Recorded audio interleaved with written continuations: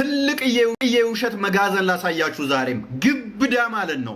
ቤቱን ዘግቶ ተደብቆ ከውሸት ውጪ ፌስ ቱ ፌስ ዲቤት ማድረግ ማይችለውን እንዴት እንደሚዋሽ በአረብኛ ተደብቆ ላሳያችሁ። ክርስቲያኖች እግዚአብሔር ነው ይላሉ፣ የእግዚአብሔርም ልጅ ነው ይላሉ፣ ፈጣሪ ነው ይላሉ፣ አዳኝም ነው ይላሉ። እናንተ ምን ትላላችሁ የሚል ጥያቄ ነው የቀረበው። እኛ ምንለውን ከመግለጻችን በፊት እነሱ እንደሚሉት ራሳቸውን እንጠይቃቸው። ራሱ እግዚአብሔር ከሆነ ራሱ የእግዚአብሔር ልጅ ከሆነ ምንድነው የምንረዳው? እስቲ ኢየሱስ ራሱ እግዚአብሔር ነው የእግዚአብሔርም ልጅ ነው። ጥሩ፣ እሱ የእግዚአብሔር ልጅ ከሆነ አባቱ ማን ነው? ማን ነው? ራሱ ነዋ። ለምን ራሱ እግዚአብሔር ነው ብለውናል። ይሄን እንዳትረሱ። ኢየሱስ ማን ነው? እግዚአብሔር ነው። ከዛ ሳልናቸው የእግዚአብሔር ልጅ ነው አሉ። አሃ ኢየሱስ የእግዚአብሔር ልጅ ነው። እሺ አባቱ ማን ነው? ራሱ እግዚአብሔር ተብሏል። ራሱ ለራሱ አባት ነው፣ ራሱ ለራሱ ምንድነው? ልጅ። እንዴት ነው ሰው የሚረዳው? አይ አንተ አልገባህም እንደዛ ማለታችን ሳይሆን አባቱ ሌላ ነው አብ ይባላል፣ እሱ ደግሞ ወልድ ነው ሌላ ነው ኢየሱስ ይባላል ካሉ ደግሞ ስንት ሆኑ? አሁን ማን ነው ታዲያ ከሁለቱ እግዚአብሔር? እግዚአብሔር ማን ነው? ሁለቱም ካሉን ስንት እግዚአብሔር አለ? ሁለት እግዚአብሔር ደግሞ የለም። አንዱ ነው ካሉን ደግሞ ይምረጡ። አንዱን ሲመርጡት የዛነ ያልተመረጠው እግዚአብሔርነቱ ይሰረዛል ማለት ነው። ካልሆነ እንዴት አድርገን ነው ሰው የሚረዳው? ለዚህ ነው እኮ ቁርአን ሲመጣ ቁል ሁወላሁ አሃድ ነው ያለው። አላህ አንድና ብቸኛ ነው ብለ ንገራቸው። አላሁ ሰመድ ለሁሉ መጠጊያ የሆነ ጌታ ነው። ለም የሊድ አልወለደም፣ ወለም ይውለድ አልተወለደም ማለት። አልወለደም ካለ ምን የለውም ጌታችን? ልጆች የሉትም። አልተወለደም ካለ ምን የሉትም? ወላጆች የሉትም። ወላጆችም ልጆችም የሉትም። ወላጅ የሌለው ጥንታዊ ጅማሬ ስለሌለው ነው። ልጆች የሌሉት ተከታይ ስለሌለው ነው። ወላጅ አለው ካልን ወላጁ ቢያንስ በእድሜ ይቀድመዋል። ስለዚህ ኢየሱስ የእግዚአብሔር ልጅ ነው ካሉን፣ እግዚአብሔር የኢየሱስ አባቱ ነው ካሉ በአባትና በልጅ መሃል መለያየት አለ? የለም። አይ ግን ይሏቸዋል። በዘመን አይቀዳደሙም። ኢየሱስና እግዚአብሔር እኩል ናቸው። ግን እግዚአብሔር አባቱ ነው፣ ኢየሱስ ልጁ ነው። እኔ አቡ ሃይደር እባላለሁ። ሃይደር ልጄ ነው፣ እኔ አባቱ ነኝ። የሚገርማችሁ ግን እኔና ሃይደር በእድሜ እኩል ነን። አመናችሁ? እመኑ እንጂ። እና ምንድነው እሺ የምንረዳው? አባትና ልጅ ሆነው እኩል ናቸው። አባትና ልጅ እኩል ከሆኑ እንዴት እግዚአብሔር አባት ተባለ? እንዴት ኢየሱስ ልጅ ተባለ ታዲያ? አንዱን አባት ሌላውን ልጅ ያሰኘው ምንድነው? በስልጣን ካልተቀዳደም ባልተበላለጡ። ሰው ግን የሚረዳው በአባትና በልጅ መሃል የዘመን ልዩነት መኖሩ ነው። እናንተ እኮ በሰው ጭንቅላት ስለምትረዱት ነው ይሉናል። አሃ እናንተ ጋር የተገጠመው የመላእክት ጭንቅላት ነው። በምን እንረዳው? አላህ ሰው አድርጎ ነው የፈጠረ። ክርስቲያን ሚነው ለመድ የ6 ዓመት ያግብቷል የሚለው ለኔ በጣም ሾክ የሚያደርግ ነገር። ይሄ ኡስታዝ 14 ቦታዎች ኢየሱስ ፍጡር መሆኑን የተናገረባቸው ቦታዎች ካሉ ይሄ ሁሉ ክርስቲያን ማህበረሰብ ይሄን አይቶ ዝም ካለ መሀይሞች ናቸው ማለት ነው። ወላሂ የቤት ስራዬ ነው ማድረግ እገላለሁ። እንደው ነብይ ነው ብለው እንኳን ካመኑ እንደ ነብይ አይደለም እንደ መንገደኛ ሲያከብሩታል። አላህ ትረዱት ዘንድ ቁርአንን በአረበኛ ወረድንላችሁ ይላል። 90% ሙስሊም ይሄን የቁርአን ቨርስ ላያውቀው ይችላል። በተለይ ስለ መሐመድ በጣም ነበር የምወደው፣ ከቤተሰቤ በላይ ከራሴ በላይ። ቁርአንንም ያነቡታል እንጂ ብዙዎቹ ትርጉሙን አያውቁም። ኢየሱስና ኢሳ አንድ አይደሉም። ጥርጣሬ ደግሞ በእስልምና ከእስልምና እንዲመውጣት ነው የሚቆጠረው። ለምንድን ነው የማታምነው? በቃ አላምንበትም፣ እስልምና ትክክል አይደለም፣ ክርስትና እውነት ነው። ለሊት 8 ሰዓት ተነስቼ ጸሎት እና እየጸለይኩ እያለ የሆነች የሴት ድምጽ ሰምቼ አንገቴ በዚህ ዞረ። አላህ ልጅ አለው ካሉ ልጅ የሚኖረው ከሆነ ከሰጋጆቹ የመጀመሪያ እኔ ነኝ በል። ኢየሱስ ሙስሊም ነው ብለህ ታምናለህ ሲለው አዎ። ስለዚህ ኢየሱስ እግዚአብሔርን አባቴ ነው ብሏል እና አላህ አባቴ ነው ሲለው አይደለም፣ ክፍርና ውስጥ እኮ እየገባህ ነው። መድ የ6 ዓመት ያግብቷል። የመጨረሻ ዝቃጭ የሚባለው የሞተን ሬሳ ሰውን መብላት ነው። ይሄ ደግሞ የራስ አስተምሮ ላይ አፕላይ አድርጌ ያሳያለኝ።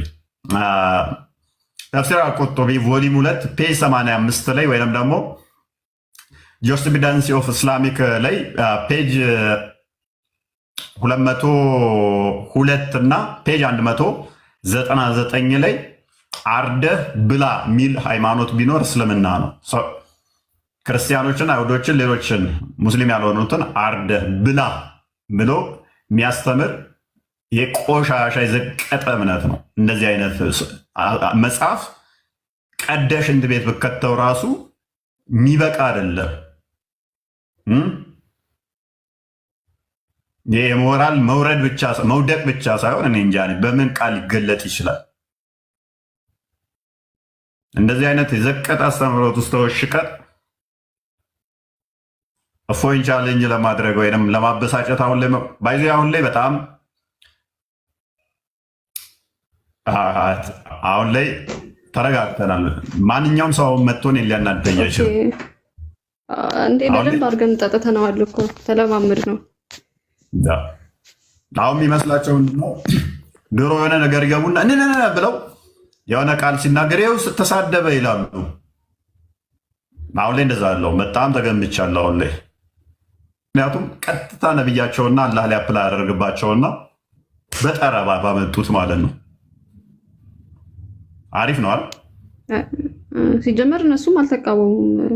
አይ ቲንክ አሁን ምን ይባላልና በጋብቻ ጊዜ ድንግል የሆነች ሴት እሽታዋ መስማማቷ ዝምታዋ ነው ይባላልና አሁንም በዚህ ካየ ነው ዝምታቸው እሽታ ነው። በቃ ልክ ነህ አንተ በሚለው ነው የወሰድኩት እኔ፣ በሌላ ነገር አይደለም። አያስፈልግም በዚህ ነገር ላይ ማውራት። ትክክል በሆንከው ነገር ላይ ምን እንሞግታለን ብለው የተውት ይመስለኛል። የመጨረሻ ዝቃጭ የሚባለው የሞተን ሬሳ ሰውን መብላት ነው። ይሄ ደግሞ የራስ አስተምሮ ላይ አፕላይ አድርጌ ያሳያለኝ። ተፍሲር አልቁርጡቢ ቮሊም 2 ፔጅ 85 ላይ ወይም ደግሞ ጁሪስፕሩደንስ ኦፍ ኢስላሚክ ላይ ፔጅ 202 እና ፔጅ 199 ላይ አርደህ ብላ የሚል ሃይማኖት ቢኖር እስልምና ነው። ክርስቲያኖችን፣ አይሁዶችን፣ ሌሎችን ሙስሊም ያልሆኑትን አርደህ ብላ ብሎ የሚያስተምር የቆሻሻ የዘቀጠ እምነት ነው። እንደዚህ አይነት መጽሐፍ ቀደሽ እንድ ቤት ብከተው ራሱ የሚበቃ አይደለም። ይህ የሞራል መውደቅ ብቻ ሳይሆን እኔ እንጃ በምን ቃል ሊገለጥ ይችላል? እንደዚህ አይነት የዘቀጠ አስተምህሮት ውስጥ ተወሽቀን እፎይን ቻሌንጅ ለማድረግ ወይም ለማበሳጨት አሁን ላይ በጣም አሁን ላይ ተረጋግተናል። ማንኛውም ሰው መጥቶን ሊያናደኝ አይችልም። እንዴ በደንብ አድርገን ጠጥተነዋል እኮ ተለማምድ ነው። አሁን የሚመስላቸው ነው ድሮ የሆነ ነገር ይገቡና እንነነ ብለው የሆነ ቃል ሲናገር ይኸው ተሳደበ ይላሉ። አሁን ላይ እንደዛ አለው። በጣም ተገምቻለሁ አሁን ላይ። ምክንያቱም ቀጥታ ነብያቸውና አላህ ላይ አፕላይ ያደርግባቸውና በጠረባ ባመጡት ማለት ነው። እኔ በግሌ አላገለገልኩ። እፎይ እድለኛ ነው። የቅዱሳኑ ሁሉ በረከት ደርሶታል። የቅዱሳኑ ሁሉ ጸጋ ደርሶታል። እንዲሁም በእፎይ ልንቀና ነው የሚገባው። በእውነት ነው የምላችሁ። ሰርቆ አይደለም፣ ሰው ደብድቦ አይደለም፣ ሌባ ሆኖ አይደለም፣ ወይ የሆነ ዘረኛ ሆኖ አይደለም፣ ወይ ስለሆነ ነገር አውርቶ አይደለም፣ ወይ ደግሞ በማይረባ ቦታ ተገኝቶም አይደለም። እሱ በገባው ልክ ስለ እምነቱ አስረዳ። እሱ በገባው ልክ የክርስቶስን ፍቅር ገለጠ። ስለዚህ ፈተና መጣበት። ይሄ ደግሞ ክርስትናችን ነው። ክርስትናችን መገለጫ ይሄ። ስለዚህ እንዲሁም እፎይ በጣም ትልቅ ጸጋን ያገኘው እፎይ የአባቶቻችን በረከት ደርሶታል። በጣም እድለኛ፣ የመጨረሻ እድለኛ ከምላችሁ በላይ እድለኛ ሰው ወንድማችን እፎይ በጣም። ስለዚህ የመጀመሪያው መጸለይ ነው። በቃ መጸለይ፣ ለእፎይ በጸሎት ማሰብ። አሁን እረፍት ጊዜ ወስዷል። እረፍት ጊዜውን በደንብ እንዲወስድ በደንብ የጸሎት ጊዜ እንዲሰጠው፣ በጾም በጸሎት እንዲበረታ በጸሎት አስቡት። በሚያስፈልገው ነገር ማገዝ የሚገባን ነገር ሁሉ እናግዘዋለን። ምንም ችግር የለውም። እፎይ በተጠየቀበት ልክ በሌላ ወገን ያሉ ሰዎች ሊጠይቁ ይገባል። ይሄ ግዴታ ነው። ባይዘወይ ለምን መሰላችሁ? አንደኛ አንድ ሰውን ይሄን አርገሃል ስንል እኔ ምን አርጌያለሁሽ? ለምሳሌ እፎይ ወንድማችን እምነታችን አንቋሿል፣ ተሳድቧል፣ እንዲህ ሆኗል ተባለ አይደለ? መልካም ይሁን። እሺ እኛስ ምን አርገናል? አይደለ መጠየቅ ያለበት። እሺ እኛስ ምን አርገናል? እፎይ ተሳደበ ሲባል እፎይን ተሳደበ ብሎ የሚከሰው ሰው ከሱስ ወገን የተሳደቡ የሉም? ከሱስ ወገን ያላገጡ የሉም? ከሱስ ወገን ክርስቶስን የሰደበ የለም? ከዛ ወገን ክርስቶስ ላይ ያላገጠ፣ ክርስቶስ ላይ ያሾፈ፣ ክርስቶስን የሳደበ፣ ቅዱሳኑን የሰደበ የለም እንዴ? ፌር የሆነ ነገር ነው። እፎይ ካጠፋ ችግር የለውም ይጠየቅ። እሺ፣ በዛ ሳይድ መጠየቅ የለበትም? አለበት። በእኩል ወንበር የሚያነሱት ማለት ነው። በዮሐንስ ወንጌል ምዕራፍ 8 ሙስሊሞችና አይሁድ አንድ ናቸው። የሚገርማችሁ ነገር ጥያቄ የጠይቁና መልስ ሰጣቸው ድንጋይ ነው የሚያነሱት ማለት ነው። በዮሐንስ ወንጌል ምዕራፍ 8 መጨረሻ ላይ ስናነብ ጌታችን ኢየሱስ ክርስቶስን ጥያቄ ጠይቁት አይሁድ ማለት ነው። አንተ 50 ዓመት ያልሞላህ እንዴት አብርሃም ናቀዋለሁ ትላለህ ብለው ጥያቄ ጠየቁት። እሱ ምን አላቸው? አብርሃም ሳይወለድ እኔ ያለሁኝ አላቸው። የዛን ጊዜ ድንጋይ ያነሱ ይላል ሊወግሩት ማለት ነው። አሁንም አህዛብ ወገኖቻችን ሙስሊሞች ማለት ነው ጥያቄ ይጠይቃሉ።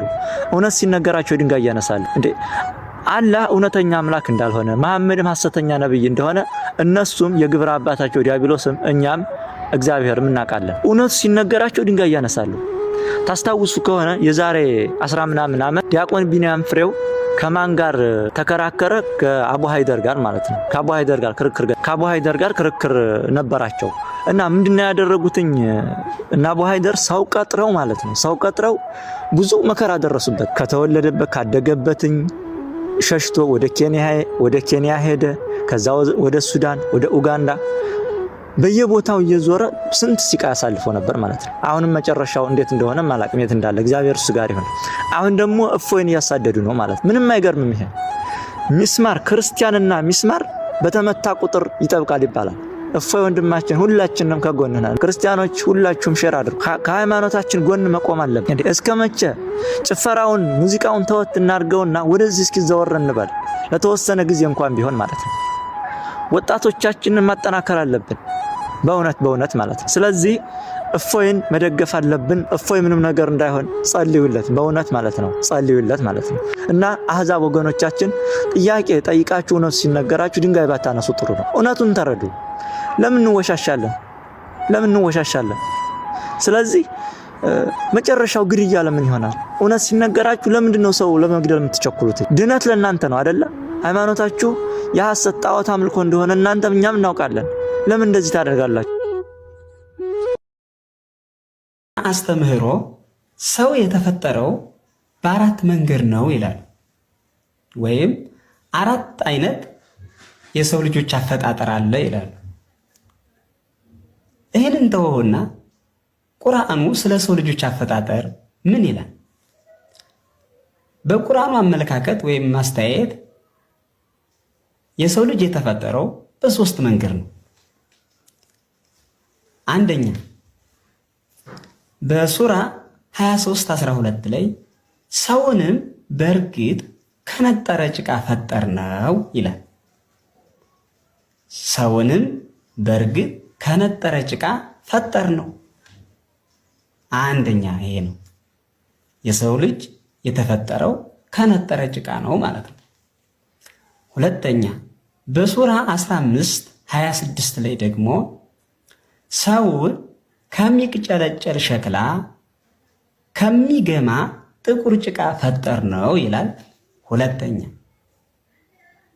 ከሚቅጨለጨል ሸክላ ከሚገማ ጥቁር ጭቃ ፈጠርነው ይላል።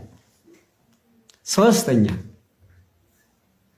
ሰውን እንደ ሸክላ ከሚቅጨለጨል ደረቅ ጭቃ ፈጠርነው ይላል በሱራ 55:14 ላይ።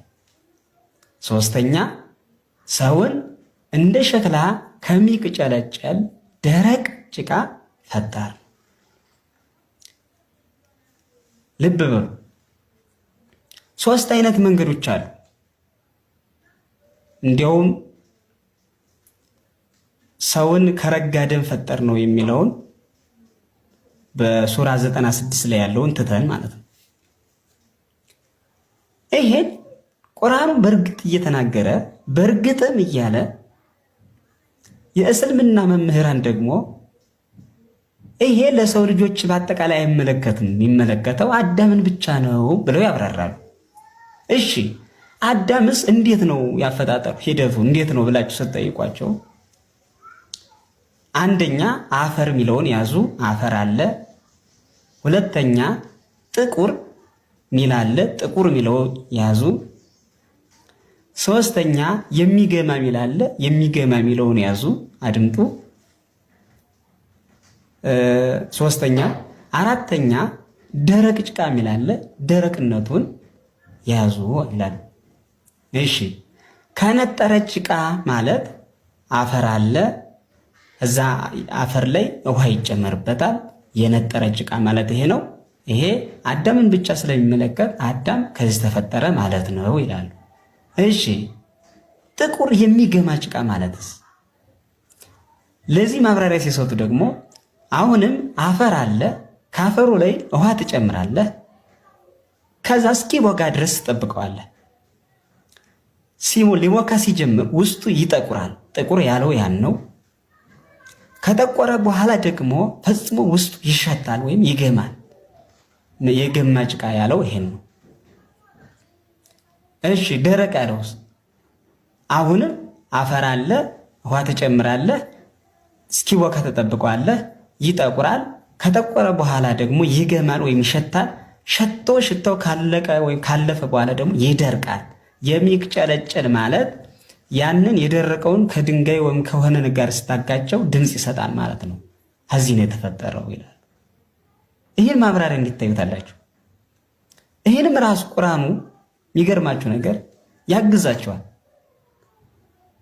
ማለት ይህ አይነት ሂደት እንዳለው ሲናገር በሱራ 90 ቁጥር 4 ላይ በእርግጥም ወይም ሰውን ሁሉ በእርግጥም ይላል በልፋት ሆኖ ፈጠር ነው። በልፋት አላህ ሰውን የፈጠረው በብዙ ድካም በብዙ ልፋት ነው ማለት ነው። በልፋት ሆኖ ፈጠር ነው ይላል። እውነትም ነው። አፈር አመጣ፣ ውሃ ጨመረ፣ እስኪቦካ ድረስ አጠበቀው፣ እስኪሸት ድረስ ጠበቀ፣ እስኪደርቅ ጠበቀ። ይህን አድርጎ ነው ሰውን የፈጠረው አላህ። ይህ የእስላሞቹ አመለካከት ነው። ይህን እንዴት ነው ሊረዱትና እንዴት ነው ሊቀበሉት የቻሉት እናንተ? ሌላው ቁርአኑ አንድና ብዙን አይጠነቅቅም። ለዚህም ነው ብዙ እስላሞች አንብበው በቀላሉ መረዳት የማይችሉት። አላህ ፈጠር ነው። እንዲያውም በሱራ 55 14 ላይ ያለው ሰውን እንደሚጨለጭ ሸክላ ከደረቅ ጭቃ ፈጠረው ይላል እንጂ ፈጠር ነው አይልም። ሌላ ቦታ ላይ አንድና ሁለት የጠቀስኳቸው ፈጠረው ነው ፈጠር ነው የሚል እንጂ ፈጠረው አይልም። ስለዚህ አንዱ ያላህ ሁለቱ ያላህ አንዱ ደግሞ የመሐመድ ሐሳብ ሊሆን ይችላል። ምክንያቱም በአንድ ቦታ ፈጠረው ይላል፣ በአንድ ቦታ ደግሞ ፈጠር ነው ይላል እና አንድና ብዙን ደግሞ አይጠነቅቅም። እንዳለ ማለት ሩቅና ቅርብ አይጠነቅቅም። አንድና በእስልምና አስተምህሮ ሰው የተፈጠረው በአራት መንገድ ነው ይላል። ወይም አራት አይነት የሰው ልጆች አፈጣጠር አለ ይላሉ። ይህንን ተወውና ቁርአኑ ስለ ሰው ልጆች አፈጣጠር ምን ይላል? በቁርአኑ አመለካከት ወይም ማስተያየት የሰው ልጅ የተፈጠረው በሶስት መንገድ ነው። አንደኛ በሱራ 23:12 ላይ ሰውንም በእርግጥ ከነጠረ ጭቃ ፈጠር ነው ይላል። ሰውንም በእርግጥ ከነጠረ ጭቃ ፈጠር ነው። አንደኛ ይሄ ነው። የሰው ልጅ የተፈጠረው ከነጠረ ጭቃ ነው ማለት ነው። ሁለተኛ በሱራ 15:26 ላይ ደግሞ ሰውን ከሚቅጨለጨል ሸክላ ከሚገማ ጥቁር ጭቃ ፈጠር ነው